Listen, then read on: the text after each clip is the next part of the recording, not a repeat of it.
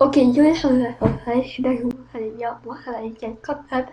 Du coup, nouvelle vidéo, voilà, comme promis. Alors, ça n'aura pas vidéo Minecraft, mais ça sera une vidéo réaction, voilà, sur la vidéo Cube Weekend, c'est les développeurs de tuer Roblox. Alors, bien évidemment, le lien de la vidéo sera en description, et sinon, bah, abonnez-vous, voilà. Et abonnez-vous à la vidéo aussi. Bah, et sur ce, bah, c'est parti, hein. Go! Le Mario B, c'est deux chouettes. Alors, ouais. Hein, les jeux sont de moins en moins bons. Les devs ne font que copier et essayent de t'arracher toute ta thune. Quand tu Ça, c'est regardes vrai. la page d'accueil, la plupart des jeux n'ont plus d'âme et sont juste là pour ton argent. Tout ça, c'est dû à un groupe de développeurs qui, à eux seuls, ont changé la plateforme à tout jamais. Alors, dans cette Ouais. vidéo, laissez-moi vous présenter qui ils sont, leur histoire et surtout pourquoi ils vont finir par détruire Roblox. Booste la vidéo et abonne-toi, Roche, t'es 100K. Bon, quel est le point Ok. commun entre Steel Brainrot, Grow Garden, Blade Ball, Anime Fighter et Dusty Drip? Ils ont tous été rachetés par Doobig Ouais. Studio. Dites-vous qu'ils ont quand même les deux plus gros jeux de la plateforme au moment où j'écris cette vidéo. Mais alors en soi, c'est pas un problème. Ils ne font que racheter des jeux. Bah, pas vraiment en fait. Si vous avez plus de 12 ans et que vous avez joué à Roblox en 2024, vous connaissez forcément... Sia. Voilà, c'est Sia. Ouais. Et donc, le jeu, il est venu éclater parce que j'ai le peur là, que le studio, et ben oui, il me rend jeu Pilsowin et qu'avant, il n'était pas Pilsowin. Et c'est ça qui a fait des jeux bien, quoi. Fiche, le plus gros jeu de l'année. Tout le monde était dessus, c'était fun, c'était chill et ça changeait du PVP ultra toxique de Blox Free. Sauf qu'en novembre, le jeu a été racheté par Doobie Studio. Et Ouais. d'un coup, tout est devenu nul. Les updates étaient sans âme, il y avait des gachas et des box de partout, mais surtout, Fish s'est transformé en un jeu ultra pay to win. Et Ouais. voilà, c'est ça leur Malheureusement. terrible modèle économique. C'est ce petit truc qui fait que ce studio tue les jeux qu'il rachète un à un. Pour faire simple, Doobie propose à des développeurs de racheter leurs jeux. À chaque fois, ils disent qu'ils vont juste l'améliorer et mettre une équipe de professionnels dessus. Mais le dev Alors qu'en fait, pas du tout, hein. En fait, ils vont vraiment Pilsowin, ils vont pas faire bien sur Maillot, là, que la merde avec le feu, quoi. Comme par exemple, Sia. Donc, eh ben, le joueur s'est écroulé depuis qu'il a été racheté par le studio. Allez. de Fish connaissait bien la réputation du studio, donc il a demandé si Doobie allait rendre le jeu ultra pay to win. Et ils lui ont répondu que non. Parce que ouais, juste après avoir racheté le jeu, Doobig le rend ultra pay to win en rajoutant un maximum d'aléatoires. Et ça n'a pas manqué pour Fish ou même Blue Log Rivals. Ah ouais les gars, Ouais, c'est aussi à cause d'eux que BLR est devenu infiniment pay to win.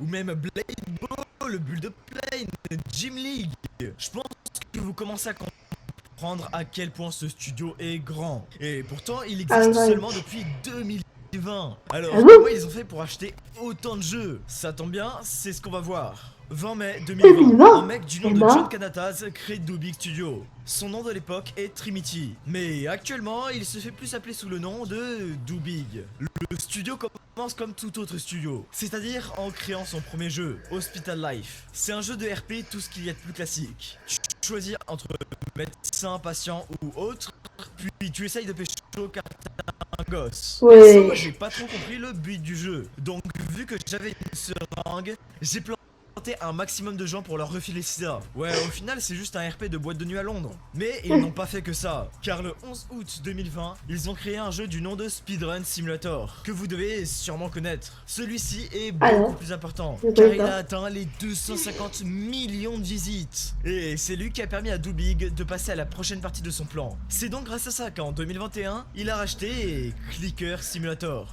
Ah bon? Ah, eh ben. Tu veux booster ton PC pendant Mais, que allez, je vous ouais. envoyer mon navigateur 100% stylé? Ok, c'est bon, tu lui es pas vu. Ah bah on peut pas tout réussir du premier coup. Mais faut savoir un truc. Déjà à l'époque, l'objectif de Doobie était clair.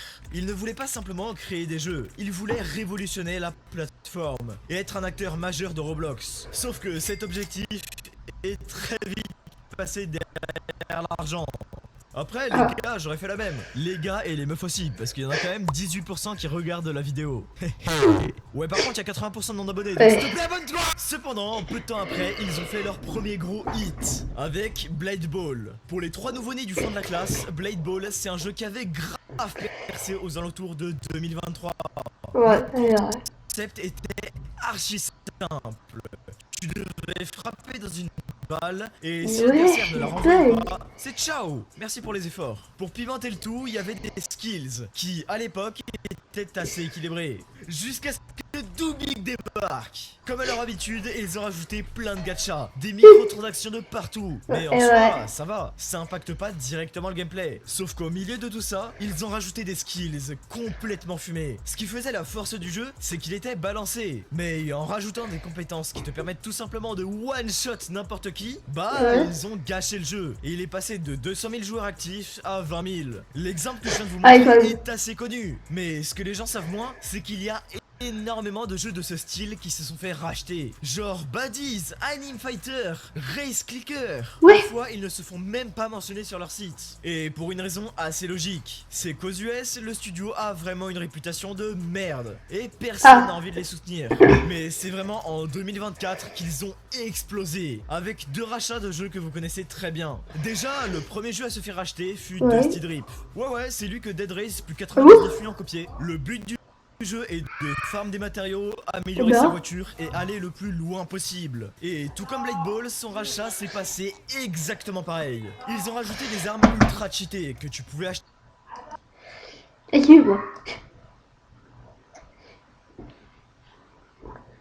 avant même de lancer la game. Ce qui faisait que tu pouvais juste rouler sur le jeu. Elle était bien calée celle-là. Regardez juste le lobby. Hiro va vous mettre un avant-après. Y a pas une petite différence. D'ailleurs, ce jeu a été créé par Jandel. Et croyez-moi, ça aura une très grande importance plus tard. On passe directement en novembre 2024. Et c'est là que Fish a été racheté. Comme je vous l'ai dit tout à l'heure, ça a été un scandale. Un tellement gros scandale que même en France, on commençait à entendre parler de Doobie Studio. Mais ça ne les a pas empêchés de faire leur plus gros coup. Et là, ça m'étonnerait que vous ne les connaissiez pas. Steel Brainrot et Grow Garden. Ces 2 jeux appartiennent à Doobie Studio. Mais la méthode qu'ils ont utilisée pour les obtenir est radicalement différente. Déjà, commençons par Grow Garden, qui a eu une histoire très compliquée. À la base, le jeu a été créé par un dev nommé Lux, qui est un véritable connard au passage. Puis ensuite, il a été dev en grande partie par Jandel, qui avait 50% du jeu, avant que Lux se casse du projet et que Jandel rachète les 50 autres %. Mais alors, où est Doobie Studio dans l'histoire? Bah justement en avril 2025. On ne sait pas exactement quand et comment ça s'est fait, mais Jandel a vendu 25% du jeu à Doobie Studio. Direct après, le jeu est devenu légèrement plus pay to win, en rajoutant des box par exemple. Mais il y a un truc qui va pas dans l'histoire. La commu de Jandel est catégoriquement contre Doobie Studio, un peu comme tout le monde en fait. Et quand ça s'est su que Doobie avait racheté 25% du jeu, beaucoup de gens ont pété un câble. Mais à chaque fois, les critiques épargnaient Jandel. Les gens disaient qu'il était innocent, qu'il s'était fait arnaquer par Doobie Studio, et que c'était à cause d'eux que le jeu était devenu plus pay to win. Bah ouais mais non. Pour rappel, il avait déjà revendu Dusty Drip à Doobie Studio, donc il sait très bien qui ils sont. En plus, il est assez proche de Doobie, car il a des rôles importants sur plein de groupes appartenant au studio. Et enfin, les gens disent que c'est pas de sa faute s'il a eu énormément de nouvelles features payantes. Sauf que non, parce que Doobie ne possède pas plus de 25% du jeu. Donc c'était totalement un choix de Jandel de transformer Grow Garden en machine à cash.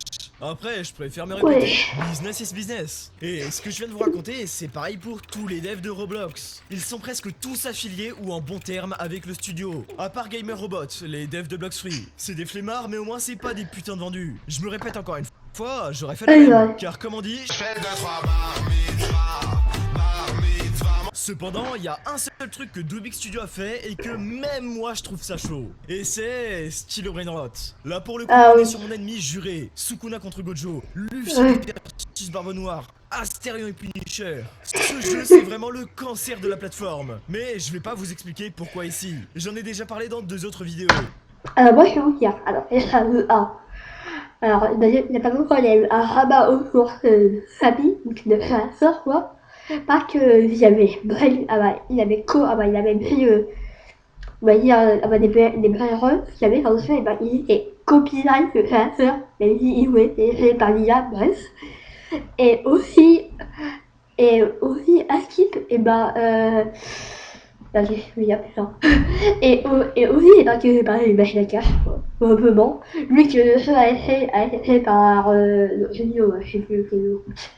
Voilà. Non, nous ce qui nous intéresse, c'est comment Doubic Studio a obtenu le jeu. Justement, ils l'ont pas racheté. Mais ça tu le savais déjà si t'étais abonné à la chaîne. Et En ouais. gros, le jeu appartient Ouais, à je 3 l'avais. personnes. Doubic Studio, Samy, entre parenthèses, le créateur du jeu, et Dousmall, entre parenthèses, le CCO de Doubig. Pour faire simple, c'est le 2e mec le plus important du studio. Et à la base, c'est Samy qui a eu l'idée de créer Style Brainrot. Ou plutôt de copier Style Caractère, mais bon, c'est pas le sujet. Ensuite, ils ont mis Dousmall à la tête du projet avec Samy. Ils ont mis des devs de Doubig à plein temps sur le jeu et voilà. Mais là, vous devez sûrement vous demander comment Doubig a directement fait confiance à Samy. C'est juste un random après tout. Bah justement, pas du tout. C'est tout sauf un random pour Doubig. Ce mec est dev dans la plupart des jeux du studio. Il a même créé Baddies qui sera ensuite racheté par la boîte. En soi, c'est le miroir de Jandel. Parce qu'en vrai, j'ai été un peu dur avec lui. Jandel, c'est un bon. Il n'a jamais travaillé avec Doubig. Il leur a juste revendu ses jeux quand il en avait marre. C'est un type bien en fait. Alors que Samy, c'est globalement l'inverse. Il a toujours collaboré avec Doubig, il revend ses jeux à Doubig. En gros, il a le zizi de Doubig dans la bouche. Ouais. Jandel et Samy ont toujours été de vrais rivaux. Et ça s'est même vu durant l'adminoir de Style Brainrot versus Gros Garden. Mais au final, pourquoi Doubic Studio détruit la plateforme? Bah déjà, ils rendent tout ultra pay to win. À chaque rachat qu'ils font, ils arrachent l'âme d'un jeu et le transforment en machine à cash. Dites-vous quand même que c'est tellement violent qu'en 2024, Roblox a fait 3,46 milliards d'euros. Alors que juste depuis le début de 2025, donc en septembre, au moment où j'ai écrit cette vidéo, ils ont fait 3,64 milliards d'euros.